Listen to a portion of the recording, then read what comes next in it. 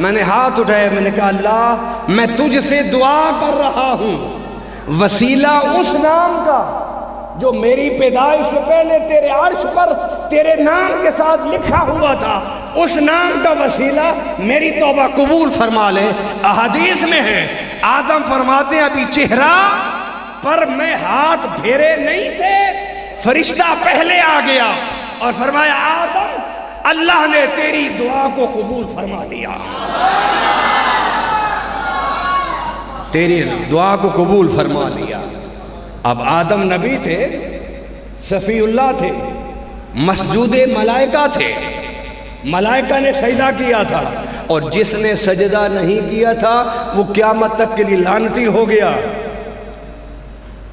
آدم صفی اللہ فرماتے ہیں کہ جب میں نے 70 سال کے بعد حضور کے نام کے وسیلہ سے دعا کی، پہلے رب سنتا نہیں تھا، اب دعا مکمل ہونے سے پہلے قبولیت کی خوشخبریاں آ رہی ہیں۔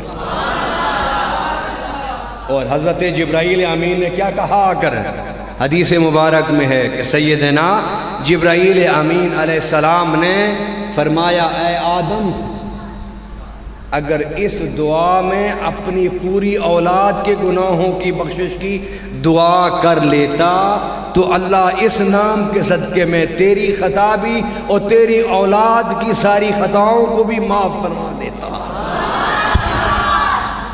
اب آپ دیکھیے، اب ورفعنا لک ذکرک، اے پیارے ہم نے بلند کر دیا تیری خاطر تیرے ذکر کو۔ کیا مطلب اس کا؟ اس کا مطلب یہ کہ آدم کے پیدا ہونے سے پہلے رب نے اپنے عرش پر اپنے نام کے ساتھ مصطفیٰ کا نام لکھ کر یہ اعلان کر دیا، ارے تم کیا میرے حبیب کا ذکر کرو گے؟ دیکھو میرے حبیب کے ذکر کی بلندیوں کو۔ آدم بعد میں پیدا ہوا، میرے حبیب کا نام میرے نام کے ساتھ عرش پر پہلے لکھا ہوا تھا۔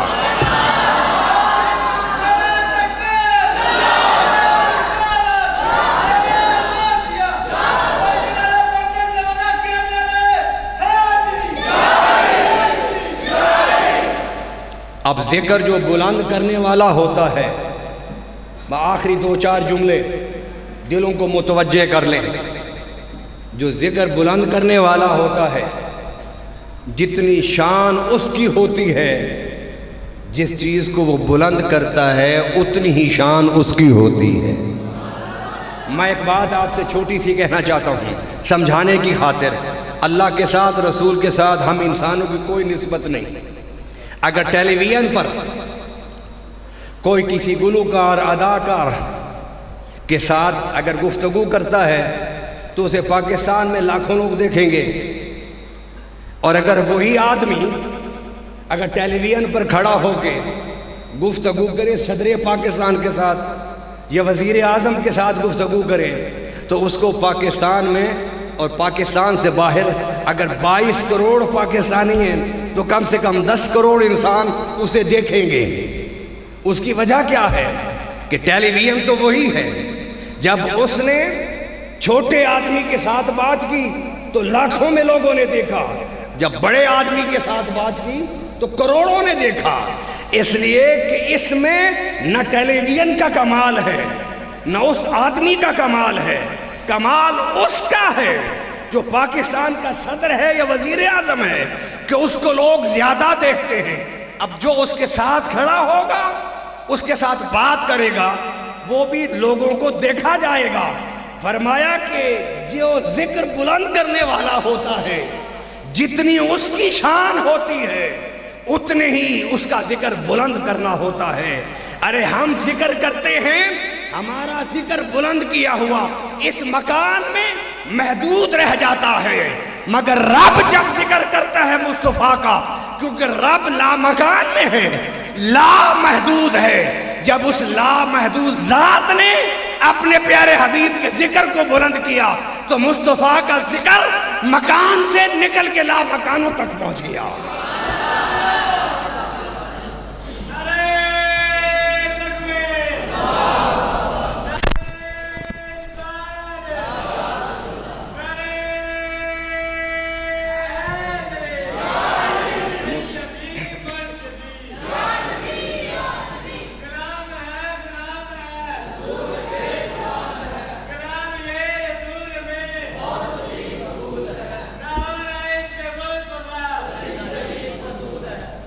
جب محدود ذات ذکر کرے گی تو وہ ذکر بھی محدود دائرے میں رہے گا، اور جب لا محدود ذات ذکر کرے گی تو ذکر بھی لا محدود ہو جائے گا۔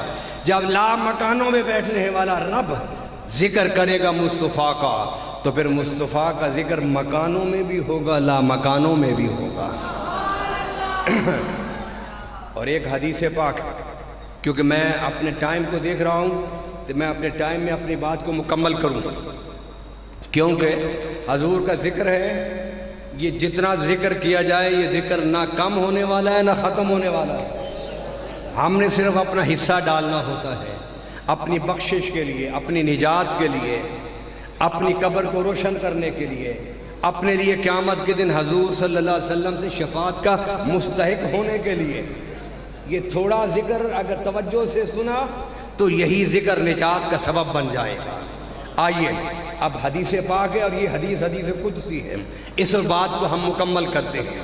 میں ختم کرنا اس لیے نہیں کہتا کہ نہ حضور کا ذکر ختم ہو سکتا ہے، نہ حدیث ختم ہو سکتی، نہ قرآن کی باتیں ختم ہو سکتی ہیں۔ مکمل کرتا ہوں اس حدیث پر آج کی گفتگو کو، اور یہ حدیث بھی حدیث قدسی ہے۔ حدیث قدسی ہے کہ حدیث پاک میں ہے، رب کہتا ہے کنت کنزا مخفیہ، کہ میں ایک چھپا ہوا خزانہ تھا، فاحببت، بس مجھے پسند آئی یہ بات، مجھے اچھی لگی یہ بات، میں نے چاہا کہ ان اعرفا، کہ میں بھی پہچانا جاؤں، تو کیا کیا؟ فرمایا فخلقت الخلق بنورہ، تو پھر میں نے ایک مخلوق کامل کو، ایک انسان کامل کو میں نے اپنے نور سے تخلیق فرما دیا۔ حدیث قدسی ہے کہ اس سے مراد نبی پاک صلی اللہ علیہ وسلم ہے۔ بات کو مختصر کر رہا ہوں تو حضور صلی اللہ علیہ وسلم نے جب یہ حدیث بیان فرمائی تو صحابہ نے پوچھا حضور یہ کس زمانے کی بات ہے کہ جب رب نے چاہا اور اپنے نور سے آپ کے نور کو تخلیق فرمایا، یہ کس زمانے کی بات ہے؟ تو میرے آقا صلی اللہ علیہ وسلم نے فرمایا یہ اس زمانے کی بات ہے جب زمانہ نہیں تھا، یہ اس وقت کی بات ہے جب وقت نہیں تھا، یہ اس وقت کی بات ہے جب کب اور تب نہیں تھا۔ فرمایا پھر کیا تھا؟ فرمایا یا پیدا کرنے والا خدا تھا یا میں پیدا ہونے والا مصطفیٰ تھا۔ اب آپ سنیے، توجہ سے سنیے، فرمایا کہ رب نے مجھے تخلیق فرمایا اپنے نور سے، اور نور سے تخلیق فرمانے کے بعد مجھے اپنے سامنے بٹھا دیا، اور پھر سال ہا سال، برس ہا برس، ایک لمبا زمانہ رب العالمین مجھے دیکھتا تھا اور میں رب کو دیکھتا۔ پھر اس کے بعد رب نے میرے نور کو تقسیم فرمایا، اور تقسیم فرما کے پھر کائنات کو تخلیق فرماتا گیا۔ میں ایک بڑا اہم نقطہ علم والوں کے لیے بھی، ان طلباء کے لیے بھی جو دین سیکھنے کی جستجو اور تمنا رکھتے ہیں، فرمایا کہ میں نے تخلیق کر کے مصطفیٰ کو اپنے پاس بٹھا لیا، پھر برس ہا برس تک وہ مجھے دیکھتا رہا، میں اسے دیکھتا رہا۔ ارے ہمارا ذکر پہلے نہیں ہوتا، پھر ہوتا ہے، پھر پست ہوتا ہے، پھر آہستہ آہستہ بلند ہوتا جاتا ہے۔ پہلے ایک قریے میں ہوتا ہے، پھر ایک شہر میں، پھر ایک ضلع میں، پھر ڈویژن میں، پھر صوبہ میں، پھر ایک ملک میں، پھر ایک ملک سے باہر ذکر نکلتا ہے، پھر مختلف ممالک میں پھیل جاتا ہے۔ ہم نیچے سے اوپر جاتے ہیں۔ فرمایا سنو، تم میرے ذکر کی بلندی کو کیا سمجھ سکتے ہو؟ میں تو اس وقت بھی تھا اور میرا خدا اس وقت بھی میرا ذکر کر رہا تھا جب وہ تھا اور میں تھا، کائنات کا ذرہ بھی نہیں تھا۔ میرا ذکر زمین سے آسمانوں کی طرف نہیں گیا، بلکہ لا مکان سے مکان پر آیا، مکان سے سدرہ پر، سدرہ سے عرش پر، عرش سے بیت المعمور پر، پھر ساتوں آسمانوں سے ہوتا ہوا، پھر ساری کائنات کی گشت اور طواف کرتا ہوا میرا نور زمین۔ نعرہ تکبیر، نعرہ رسالت، نعرہ حیدری، नारा गौसिया। फरमाया ये तो तुम्हें समझाने के लिए अल्लाह ने कहा है कि वरफ़अना लका ज़िक्रक, कि हमने तेरे ज़िक्र को प्यारे तेरी खातिर बुलंद कर दिया। अरे बुलंद उसे किया जाता है जिसका जिक्र पहले पस्त हो। प्यारे तेरा जिक्र तो पस्ती को जानता ही नहीं, जब पस्ती और बुलंदी भी नहीं थी मैं खुदा तेरा जिक्र करता था, मैं खुदा तेरा जिक्र करता था। इसलिए ये ना समझो कि पहले मुस्तफ़ा का जिक्र नऊज़ बिल्लाह पस्त था और फिर बुलंद हो गया। अरे ना ना, ये तो मुझे और तुम्हें समझाने के लिए रब ने कहा है, वरना मुस्तफ़ा का जिक्र तो शुरू होता है तो लामकान में खुदा की ज़ात से होता है, खुदा की ज़ात से होता है। मैंने पूरी कोशिश की कि आपको इस आयत के बारे में कुछ बातें आपको समझाऊं,